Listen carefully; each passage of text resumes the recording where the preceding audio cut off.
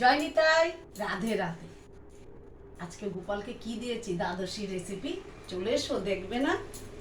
অনেক তাড়াহুড়া করে রান্না করেছি জানো।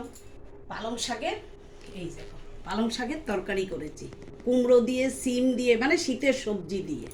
আর তার সাথে এই দেখো ডাল বানিয়েছি, ছোলার ডাল।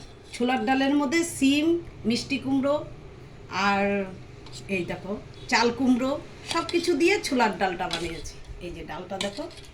আর তার সাথে একটা নতুন রেসিপি করেছি জানো বন্ধুরা, কচু দিয়ে, আলু দিয়ে ছোলার ডাল আছে না, ছোলার ডালের মধ্যে ঘষে, পনিরটা ঘষে এই দেখো বড়া করে তারপরে ঝোল করেছি। আর ভেন্ডি চচ্চড়ি করেছি, টমেটোর চাটনি করেছি। এই দেখো থালের মধ্যে আপেল দিয়েছি, চাটনি দিয়েছি, ভেন্ডি চচ্চড়ি দিয়েছি, পোস্ত ভেন্ডি, হ্যাঁ। আর তার সাথে কচু দিয়ে, আলু দিয়ে ছোলার ডালের পনির ঘষে দিয়ে বানিয়েছি কুপ্তা। তার সাথে ডাল, চচ্চড়ি, পালং শাকের। জয় নিতাই, রাধে রাধে।